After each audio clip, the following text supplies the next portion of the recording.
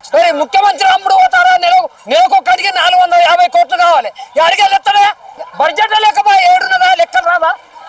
లెక్క తెలియదా? లెక్క ఏ ప్రాజెక్టు ఎన్ని టీఎంసీ నేను చెప్తా. సిలిండర్ వీకింది, అంత వీకింది, ఏది వీకింది, ఏం మంచిగా లేదయ్యా.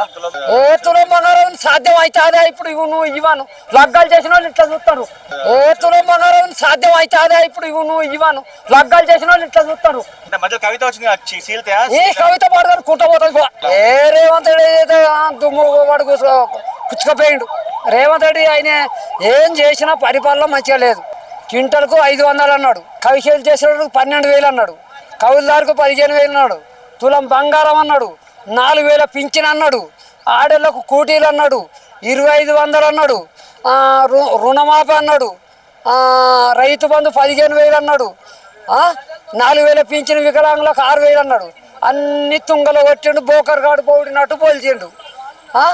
6 గ్యారంటీలలో 15 గ్యారంటీలు, 420 గ్యారంటీలు. ముఖ్యమంత్రి అమ్ముడు పోతారా? నెలకొక్కడికి 450 కోట్లు కావాలి. ఎడికి వెళ్ళొస్తాడే? ఇవన్నీ లెక్కలు పెట్టరా జనం? ఒక్కొక్క నెలకు హామీలు కావాలంటే 450 కోట్లు కావాలి. బడ్జెట్ లెక్క ఏడున్నదా? లెక్కలు రాదా?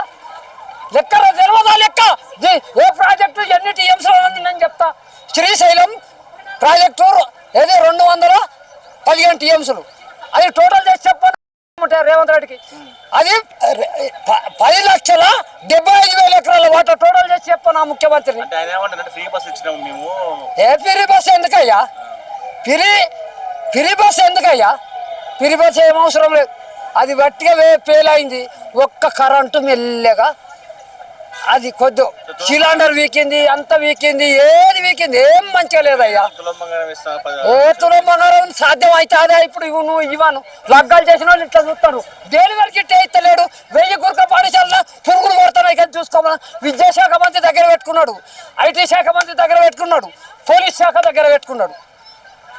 ఇంకేం పెట్టుకోమన్నాడు? వేరే వారికి ఇయ్యరాదా? అందులో మంత్రులు లేరా? ఒకరికి ఆ శాఖ పోయి పోలీస్ శాఖ నీ దగ్గర ఉంచుకుంటావా? పోలీస్ శాఖ పోలీస్ శాఖ ముఖ్యమంత్రి ఏదన్నా పనిసి కావాలంటే పోలీసు వాళ్ళు ఎట్లా అడుగుతారా? ఏదన్నా పోలీసు వాళ్ళకి అక్కర పడితే ఆ శాఖను ముఖ్యమంత్రిని ఎట్లా అడుగుతారు? ఆ శాఖ మంత్రిని అడుగుతారు కానీ ముఖ్యమంత్రిని ఎట్లా అడుగుతారయ్యా? భయపడే వాళ్ళు అడుగుతారా పోలీసు వాళ్ళు? కాడు కాడు కాడు తుంగ వీకింది. ఇగో తొక్కు తక్కువ గుడ్డు షికారు ఆడుకుంటా, గోటీలు ఆడుకుంటా, తుంగలు వేసి తొక్కుతా, మూసి నదులు వేసి తొక్కుతా. గివ్వా మాజీ ముఖ్యమంత్రి మాట్లాడు పద్ధతేనా? ఆయనే కేసీఆర్ పని అయిపోయింది, నెక్స్ట్ రాడంటాను. మరి ఆయన ఏం చెప్తావు? నీ యొక్క బ్రహ్మరథం వచ్చినట్టు వస్తాయి. కవిత గారు కూడా టీఆర్ఎస్ పార్టీ పెట్టారు. టీఆర్ఎస్ పేరు పెట్టుకోవడం ఎట్లా అనిపిస్తుంది నీకు? ఎవరు కవితనా?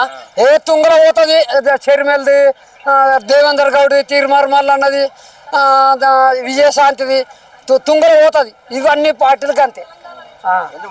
ఏమన్నా పనులు చేసిన ఆరయా?